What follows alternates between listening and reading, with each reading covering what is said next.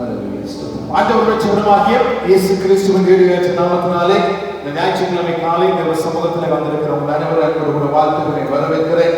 கர்த்தர் நல்லவர், அவருடைய கிருபைகளுக்கு முடிவே இல்லை.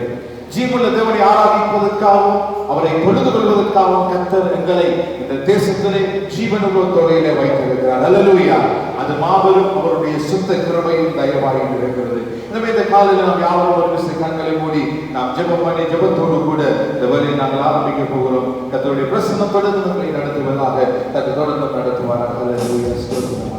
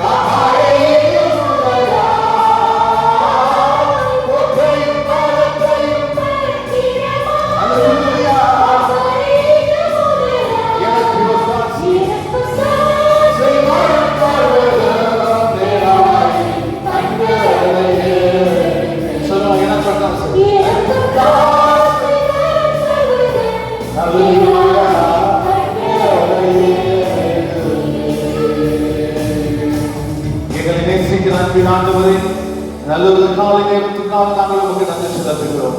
காலை தோறுமுடைய கிருபைகள் புதியவைகளாக இருக்கிறபடியாக நன்றி. இந்த காலையில் ஜீவனுள்ள வார்த்தை எங்களுக்கு பிடித்த தரும்படியாய் கேட்கிறேன். பேசுகிற அடிமனை சிறுமலன் பின்னால் மறைத்து நீர் வெளிப்படுவதாக உம்முடைய வார்த்தையின் சத்தத்தை இந்த நாளிலே நாங்கள் கேட்பதற்கு எங்களுடைய செவிகளையும் எங்களுடைய இருதயத்தையும் நாங்கள் திறக்கிறோம். கர்த்தாவே, இந்த நாளில் கர்த்தருடைய மகிமைகளை மூடுவதாக சொல்லி கேட்கிறோம். இதுவரைக்கும் உதவி செய்ததே, இனியும் நீ உதவி செய்து பாதுகாத்து வழிநடத்த போதுமானவராக இருக்கிறபடியாக நன்றி என்று சொல்லுகிறோம் சுவாமி. தொடர்ந்து முடியாத கருத்துக்கள் ஒவ்வொரு ஒப்பு கொடுக்கிறோம். குடும்பமாய் பேர் பேராக ஆசீர்வதித்து நடத்துவீராக என்று சொல்லி கேட்டு இயேசு மூலம் தாழ்மையாய் ஜெபிக்கிறோம் ஜீவனுள்ள பிதாவே. ஆமென். ஹல்லேலூயா. இந்த காலையிலும் ஆண்டவருடைய வார்த்தையின் தியானத்துக்கு ஆதாரமாக அப்போஸ்தலனாகிய பவுல் பிலிப்பியருக்கு எழுதின நிருபம் 2வது அதிகாரம் 14, 15, 16வது வசனங்களுக்கு நம்முடைய வேதாகமத்தை நாம் திருப்பிக் கொள்ளலாம். பிலிப்பியர் 2வது அதிகாரம் 14, 15, 16வது வசனங்களுக்கு நம்முடைய வேதத்தை நாம் திருப்பிக் கொள்ளலாம். Let us turn our Bibles to Philippians chapter 2 verse 14 through 16. Philippians chapter 2 verse 14 through 16. Do all things without murmurings and disputings, that ye may be blameless and harmless, the sons of God, without rebuke, in the midst of a crooked and perverse nation, among whom ye shine as light in the world, holding forth the word of life, that I may rejoice in the day of Christ, that I have not run in vain, neither labored in vain. நான் வீணாக ஓடினதும் வீணாக பிரயாசப்பட்டதில்லை என்று மகிழ்ச்சி கிறிஸ்துவின் நாளில் எனக்கு உண்டாயிருப்பதற்கு ஜீவ வசனத்தை பிடித்துக் கொண்டு உலகத்திலே சுடர்கள் போல பிரகாசிக்கிற நீங்கள் கோணலும் மாறுபாடுமான சந்ததியின் நடுவே குற்றமற்றவர்களும் கபடற்றவர்களும் தேவனுடைய மாசற்ற பிள்ளைகளுமாய் இருக்கும்படிக்கு. இங்கே பார்த்தால் அப்போஸ்தலனாகிய பவுல் பிலிப்பிய சபைக்கு, பிலிப்பிய பட்டணத்துக்கு எழுதுகிறதான மிக அழகான வார்த்தைகளை இந்த வசனத்தில் நாம் பார்க்கக்கூடியதாக இருக்கிறது. இந்த 14வது வசனத்தை ஆரம்பிக்கிற பொழுது அவன் அழகாய் சொல்லுகிறார், நான் வீணாக ஓடினதும் வீணாக பிரயாசப்பட்டதும் இல்லை என்கிற மகிழ்ச்சி.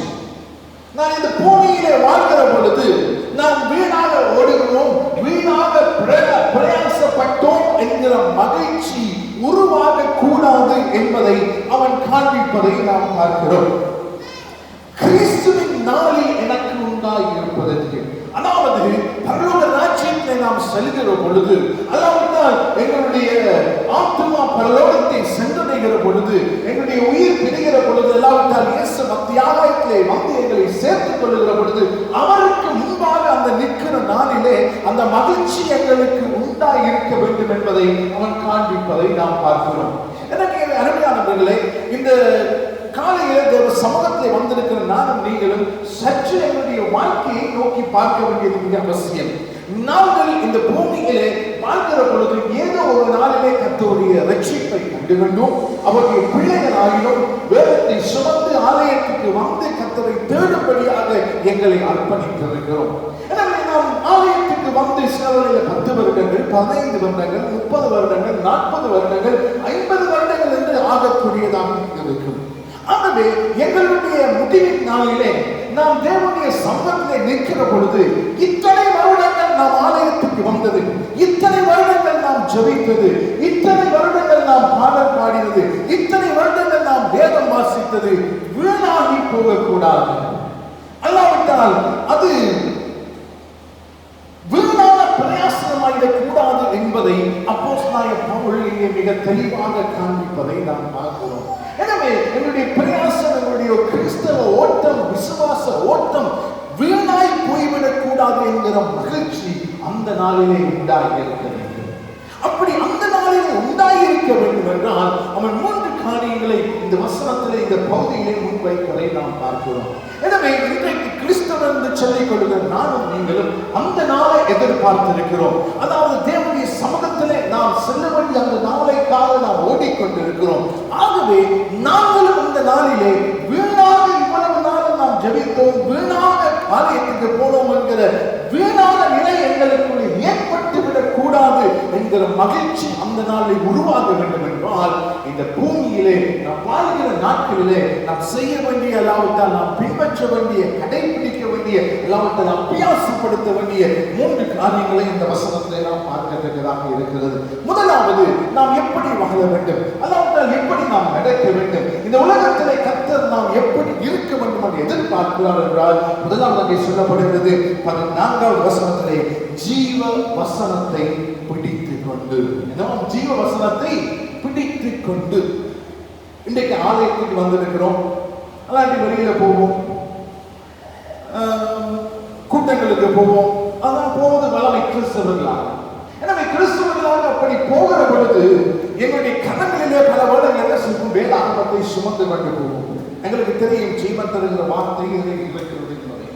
எனவே அபிதமாக இருக்கிற பொழுது நாம் ஜீவ வசனத்தை பிடித்துக் கொண்டு இங்கே சொல்லப்பட்டிருக்கிற இந்த வார்த்தையை வைத்து நாம் வேதத்தை சுமக்க வேண்டும் என்பதை வெறுமனே பொருள் ஆகாது என்பதை நாம் தெளிவாக அறிந்து கொள்ள வேண்டும். ஜீவ வசனத்தை பிடித்துக் கொள்ள வேண்டும் என்று இங்கே சொல்லப்பட்டிருக்கிறபடினாலே எங்களுக்குடைய ஒரு திருப்தி ஏற்படக்கூடாது. இன்றைக்கு நாம் வந்திருக்கிற அத்தனை பேருடைய கரங்களில் வேதம் இருக்கிறது. எனவே இந்த வேதாகமத்தை நாம் பிடித்துக் கொண்டுதான் வந்திருக்கிறோம். ஆகவே ஜீவ வசனத்தை நாங்கள் பிடிக்கிறவர்கள் என்ற ஒரு திருப்தி எங்களுக்குள்ளே உருவாகி கூடாது. அதை இது குறிப்பிடவில்லை. நிச்சயம் வேதத்தை சுமக்கத்தான் வேண்டும், வேதம் தேவைதான், அவசியம்தான். ஆனாலும் இந்த ஜீவவசனத்தை பிடித்துக் கொண்டு என்கிற வார்த்தை வேதத்தை ஒருவரை சுமப்பதை மாத்திரம் குறிப்பிடவில்லை என்பதை நாம் தெளிவாக புரிந்து கொள்ள வேண்டும். மாறாக ஜீவ வசனத்தை எங்களுடைய வாழ்வில் நாம் அபியாசப்படுத்த வேண்டும், அல்லாவிட்டால் கை கொள்ள வேண்டும், அல்லாவிட்டால் அதை நடைமுறைப்படுத்த வேண்டியது மிக மிக அவசியம். இத்தனை நாட்களாக நாம் கிறிஸ்துவர்களாக இருக்கிறோம், பல தடவைகள் வேதத்தை வாசித்து முடித்திருக்கலாம். ஆனால் எங்களை சற்று நிதானித்து ஆராய்ந்து பார்ப்போமாக இருந்தால் சில வேளைகளிலே கர்த்தருடைய ஜீவனுள்ள வார்த்தைகளின்படி நாம் நடப்பதில்லை. அங்கே குறிப்பிடப்பட்டிருக்கிற வார்த்தைகளின்படி எங்களுடைய வாழ்வை நாம் அர்ப்பணிப்பதில்லை. சில வேளைகளை என்ன செய்கிறோம் என்றால் ஒரு பகுதி கீழ்ப்படிவோம், அல்லாவிட்டால் ஒரு முக்காவாசி செயல்படுத்துவோம். சிலவற்றை எங்களால் செய்ய முடியாது, அதற்கு சில வேளைகளை சாட்டு போக்கு சொல்லுவது உண்டு. ஆனால் பிரியமானவர்களே, நாம் ஒன்றை புரிந்து கொள்ள வேண்டும். இந்த ஜீவ வார்த்தை அல்லாவிட்டால் ஜீவ வசனம் என்றால் எது? வேதத்தில் அழகாய் ஒப்பிடுகிறது. வாசித்து பார்க்கலாம். 1 யோவான் 1வது அதிகாரம் 1வது வசனம். 1 யோவான் 1வது அதிகாரம் 1வது வசனம். First John chapter 1 verse 1. That which was from the beginning, which we have heard, which we have seen with our eyes, which we have looked upon, and our hands have handled of the word of life. 1 யோவான் 1:9. ஆதிமுதல் இருந்ததும் நாங்கள் கேட்டதும் எங்கள் கண்களினாலே கண்டதும் நாங்கள் நோக்கி பார்த்ததும் எங்கள் கைகளினாலே தொட்டதுமாயிருக்கிற ஜீவ வார்த்தையை குறித்து உங்களுக்கு அறிவிக்கிறோம். அந்த ஜீவன் வெளிப்பட்டது, பிதாவினிடத்திலிருந்தும் எங்களுக்கு வெளிப்பட்டதுமான நித்தியமாயிருக்கிற அந்த ஜீவனை நாங்கள் கண்டு அதை குறித்து சாட்சி கொடுத்து அதை உங்களுக்கு அறிவிக்கிறோம். இங்கே அப்போஸ்தலனாகிய யோவான் மிக தெளிவாக ஜீவ வசனத்தை, ஜீவ வார்த்தை குறித்து அவன் பேசுவதை நாம் பார்க்கிறோம். ஆதியினால் இருந்தது என்பதை அவன் ஆரம்பித்து அந்த ஜீவ வார்த்தை, இந்த ஜீவ வசனம் எங்களுடைய கரங்களில் இருக்கிற வேத வார்த்தை மாத்திரமல்ல, அவன் மிக தெளிவாக காண்பிக்கிறதை பார்க்கிறோம். இயேசு கிறிஸ்து தான் அந்த ஜீவ வார்த்தை என்பதை அவன் கொண்டு வருவதை எங்களுக்கு முன்பதாக சித்தரிப்பதை நாம் பார்க்கிறோம். எனவே அருமையானவர்களே, இந்த உலகத்திலே வாழ்கிற நானும் நீங்களும் ஜீவ வசனத்தை பிடித்துக் கொண்டு என்று சொல்லுகிற பொழுது நாங்கள் மிக முக்கியமாக சிந்தனை கொள்ள வேண்டியது என்னவென்றால், எங்களுடைய வாழ்விலே எப்பொழுதும் இயேசு கிறிஸ்து இருக்க வேண்டும். அந்த ஜீவ வார்த்தை, ஜீவ வசனம் அந்த ஆண்டவராக இருக்கிறார். எனவே ஆண்டவர் இல்லாத வாழ்வை நாம் வாழக்கூடாது, இயேசு இல்லாத ஜீவனம் நாம் ஜீவிக்க கூடாது. எங்களுக்கு இயேசு தேவை. அந்த ஜீவனுள்ள ஆண்டவர் எங்களுடைய வாழ்க்கைக்குள்ள இருக்க வேண்டியது மிக மிக அவசியம். ஒருவனை பிடித்துக் கொண்டிருக்கிற பொழுது நாம் சாதாரணமாக பிடிப்பதை யோசிக்க கூடாது. அதை எங்களுடைய வாழ்க்கையை அபியாசப்படுத்தி எங்களுக்குள்ளே அவர் வாசம் பண்ணி எங்களுக்குள்ளே அவர் உலாவுகிற தேவனாக எங்களை அர்ப்பணிக்க வேண்டியது மிக மிக அவசியம் என்பதை நாம் அறிந்து கொள்ள வேண்டும். அருமையானவர்களே, இன்றைக்கு ஆண்டவருடைய வார்த்தைகளுடைய கரங்களில் இருக்கிற உண்மைதான். ஆனால் இன்றைக்கு நாம் இந்த உலகத்தை சுற்றி பார்க்கிற பொழுது ஆண்டவருடைய வார்த்தையை, ஜீவ வசனத்தை இன்றைக்கு அநேகர் திரிவுபடுத்துகிறார்கள். ஜீவ வசனத்தை அநேகர் தங்களுக்கென்று மாற்றி போடுகிறார்கள். இன்றைக்கு துருபதேசங்கள் மலிந்து காணப்படுகிற காலங்களிலே நானும் நீங்களும் வாழ்ந்து கொண்டிருக்கிறோம். காரணம் என்ன தெரியுமா? நாம் கடைசி நாட்களுக்குள்ளே, இறுதி நாட்களுக்குள்ளே, அவருடைய வகையை எதிர்நோக்கி செல்கிற நாட்களுக்குள்ளே நாம் சென்று கொண்டிருக்கிறபடினாலே இன்றைக்கு அவருடைய வார்த்தைக்குரிய பயம், அவருடைய வார்த்தைக்குரிய மரியாதை, அவருடைய வார்த்தைக்குரிய முக்கியத்துவங்கள் அற்று தனிந்து போய்கொண்டிருக்கிறது. இப்படிப்பட்ட கடினமான பயங்கரமான சூழ்நிலைகளை, இப்படிப்பட்ட எங்களை சுற்றி மிகவும் பயங்கரமான நிலைமைகளுக்கு மத்தியிலே கர்த்தர் என்னையும் உங்களை ஜீவனுள்ள தேவனையும் தேவனுடைய வார்த்தையை பற்றி பிடித்தவர்களாக நடக்க வேண்டும் என்று கர்த்தர் என்னையும் உங்களையும் அழைக்கிறார். அல்லேலூயா.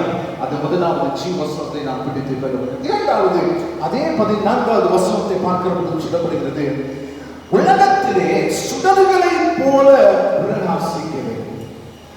முதலாவது ஜீவவசனத்தை பிடித்துக் கொள்ள வேண்டும். இரண்டாவது, உலகத்திலே சுடர்களை போல பிரகாசிக்க வேண்டும்.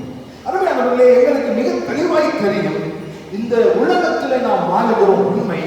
ஆனால் உலகத்திலே வாழ்கிற நாங்கள் எங்களை சுற்றி பார்க்கிற பொழுது காலையில சூரியன் தருகிறது, வெளிச்சம் தருகிறது, இரவிலே இருட்டு வருகிறது. வெளிச்சம் தருகிறது தான், வெளிச்சத்தை பார்க்கிறோம் தான். ஆனால் ஆவிக்குரிய ரீதியிலே பார்க்கிற பொழுது நாம் வாழ்கிற உலகம் மிகவும் இருள் நிறைந்த உலகமாக இருக்கிறது, துன்மார்க்கத்தனமான உலகமாக இருக்கிறது, பாவம் நிறைந்த உலகமாக இருக்கிறது. எனவே இருள் நிறைந்த பாவம் நிறைந்த இந்த துன்மார்க்கத்தனமான உலகத்தில கர்த்தர் என்னையும் உங்களை எப்படி அழைத்திருக்கிறார் என்றால், இந்த உலகத்திலே கர்த்தர் சுடர்களாக அழைத்திருக்கிறார், வெளிச்சம் கொடுக்கிறவர்களாக கர்த்தர் நம்மை அழைத்திருக்கிறார். ஆங்கிலத்திலே மிக சொல்லப்படுவது shine as lights. நாங்கள் பிரகாசிக்க கர்த்தர் நம்மை அழைத்திருக்கிறார். நாம் வெளிச்சம் கொடுக்க அழைக்கப்பட்டவர்கள் என்பதை நாம் புரிந்து கொள்ள வேண்டும். பாருங்க, ஒரு இருட்டான பகுதிக்கு திடீரென்று ஒரு வெளிச்சம் வருகிற பொழுது அதனுடைய சூழ்நிலை முழுவதும் வித்தியாசமாக இருக்கும். அதே போலதான் நாம் வாழ்கிற இந்த இருள் நிறைந்த உலகத்துல நாம் ஒவ்வொருவரும் ஒவ்வொரு தீபங்களாக, சுத்திகளாக, வெளிச்சம் கொடுக்கிற சுடர்களாக நாம் இருக்கிற இடங்களிலே பிரகாசிக்க அழைக்கப்பட்டிருக்கிறோம். ஆகவே மத்தேயுவிலே சொல்லப்பட்டிருக்கிற எங்களுக்கு தெரிந்த வார்த்தை, மத்தேயு 5வது அதிகாரத்திலே 14 முதல் 16வது வசனங்களை வாசிப்போமாக இருந்தால், நாம் உலகத்திற்கு வெளிச்சம் என்பதை சொல்வது மாத்திரமல்ல, மலையில் இருக்கிற பட்டணம் அதாவது மறைந்திருக்க மாட்டாது என்பதை அங்கே மிக தெளிவாய் காண்பிப்பதை நாம் பார்க்கிறோம். ஆக வெளிச்சம் கொடுக்க வேண்டும் என்றால், சுருக்கமாய் சொன்னால், நாம் மறைமுக கிறிஸ்தவர்களாய் இருக்க முடியாது, அல்லது ரகசிய கிறிஸ்தவர்களாக இருக்க முடியாது. நாம் கிறிஸ்துவுக்குரியவர்கள் என்பதை நாம் காண்பிக்க வேண்டும். அதுதான் பிரகாசம், அதுதான் சுடர். எங்களுக்கு வெளிச்சம் வீசப்படும். நாம் மறைமுகமாய் கர்த்தரை தேடுகிறோம், நாம் ரகசிய கிறிஸ்தவன் என்று நாம் சொல்ல முடியாது. நாம் சாட்சியோடு வாழ்கிறோம் என்பதை எங்களை சுற்றி இருக்கிறவர்களுடைய வெளிச்சத்தை கண்டுகொள்ளத்தக்கதாக நாம் சுடர்களை போல பிரகாசிக்க அழைக்கப்பட்டிருக்கிறோம். எங்களுடைய சாட்சியுள்ள வாழ்வை, பரிசுத்த ஜீவியத்தை நாம் காண்பிக்க வேண்டும். மற்றவர்கள் அதை பார்த்து பிரமிக்க வேண்டும். எங்களுடைய வெளிச்சத்துக்கு மற்றவர்கள் ஈர்க்கப்படுத்தக்கதாக எங்களுடைய வெளிச்சம் அவர்கள் முன்பாக பிரகாசிக்க வேண்டும் என்று வேதம் சொல்லுகிறது. எனவே இவ்வளவு நாள் ஆலயத்துக்கு வந்திருக்கிறீர்கள், ஜெபிக்கிறீர்கள், வேதம் வாசிக்கிறீர்கள், கர்த்தரை தேடுகிறீர்கள், கிறிஸ்தவர்கள் என்று சொல்கிறீர்கள். உங்களுடைய வாழ்விலை சற்று யோசித்து பாருங்கள். இவ்வளவு நாளும் ஜீவனுள்ள தேவனுடைய வார்த்தையை, தேவனை உங்களுடைய வாழ்வில் நான் கொண்டிருக்கிறேன். இரண்டாவது, நான் எங்கு சென்றாலும், எங்கே இருந்தாலும், வீட்டிலும் சரி, வெளியிலும் சரி, வீதியிலும் சரி, வேலை ஸ்தலத்திலும் சரி, பாடசாலையிலும் சரி, நாம் வெளிச்சம் கொடுக்கிற ஒரு சுடராய் இருந்திருக்கின்றேனா என்பதை நாம் நிதானித்து பார்க்க வேண்டியது மிக அவசியம். மூன்றாவது காரியம், சீக்கிரமாக போகிறேன். அந்த 15வது வசனத்தை பார்க்கிறோம். கோணலும் மாறுபாடுமான சந்ததியின் நடுவிலே குற்றமற்றவர்களும் கபடற்றவர்களும் தேவனுடைய மாசற்ற பிள்ளைகளாயும் இருக்கும் படிக்கு. அப்போஸ்தலர் நடவடிக்கைகள் 2வது அதிகாரம் 40வது வசனத்தை நாம் வாசிக்கலாம். அப்போஸ்தலர் நடவடிக்கைகள் 2வது அதிகாரம் 40வது வசனம். Acts chapter 2 verse 40. And with many other words did he testify and exhort, saying, save yourself from this untoward generation. அப்போஸ்தலர் 2:40. இன்னும் அநேக வார்த்தைகளான சாட்சி கூறி மாறுபாடுள்ள இந்த சந்ததியை விட்டு விலகி உங்களை ரட்சித்துக் கொள்ளுங்கள். மாறுபாடுள்ள சந்ததியை விட்டு விலகி உங்களை ரட்சித்துக் கொள்ளுங்கள். இந்த அப்போஸ்தலர் 2வது அதிகாரத்தின் பின்னணியை பார்ப்போமாக இருந்தால், அப்போஸ்தலனாகிய பேதுரு அவன் பெந்தேகோஸ்தே நாள் வந்த பொழுது அவன் எழுந்து நின்று பிரசங்கம் பண்ணுவதை, போதிப்பதை நாம் பார்க்கிறோம். அங்கே மிக தெளிவாக சொல்லுகிறார், மாறுபாடான இது விலகியும் ரட்சித்துக் கொள்ளுங்கள். அருமையான தேவனுடைய பிள்ளைகளே, இன்றைக்கு நாங்கள் வாழ்கிற இந்த உலகம், எங்களை சுற்றி இருக்கிற மக்கள் கோணலும் மாறுபாடுமான சந்ததிகள்.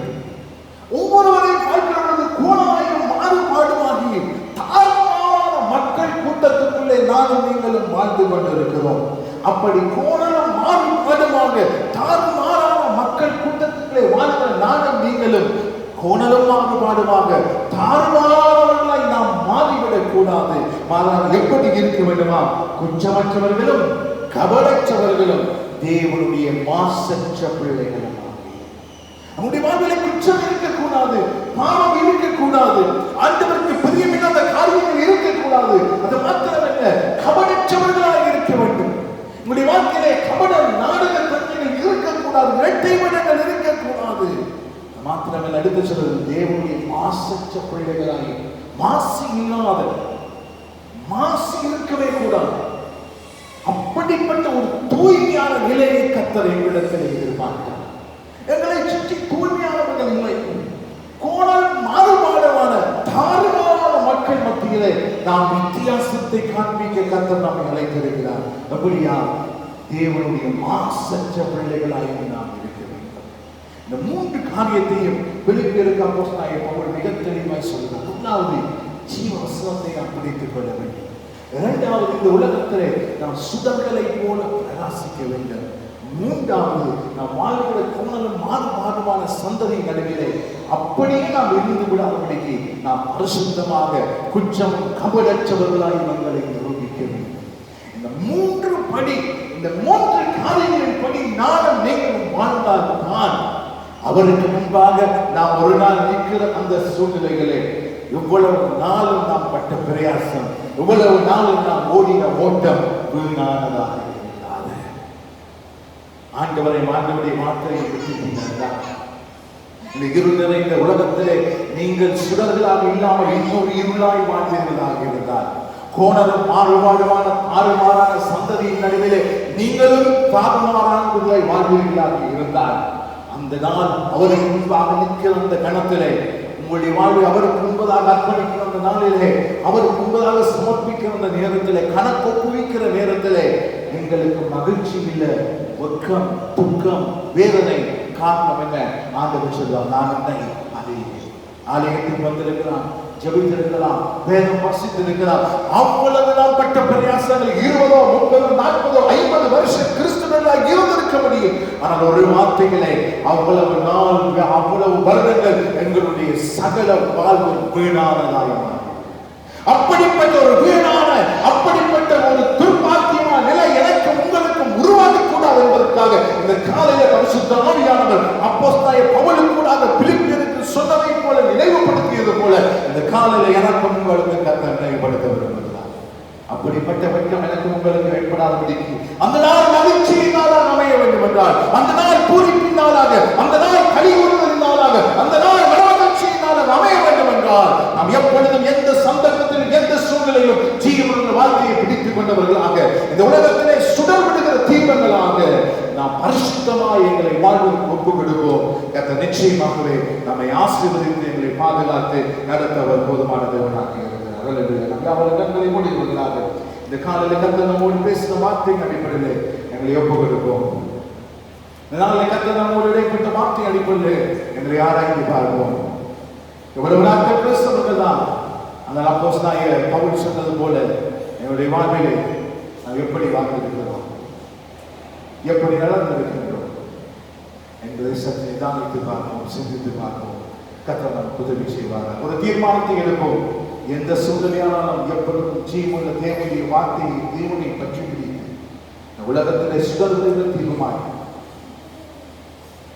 பரிசுத்தமாய் அவர்கள் பார்க்கிற வாழ்க்கையிலே வாழ்வதற்கு நான் ஒப்புக் கொடுப்பேன் என்று சொல்லி ஒரு தீர்மானம் எடுத்து அவர்கள் எங்களை வாழ்க்கையை அர்ப்பணித்து நாம் வாழ்வோம். கர்த்தர் தாமே நிறைவாக ஆசீர்வதிப்பாராக.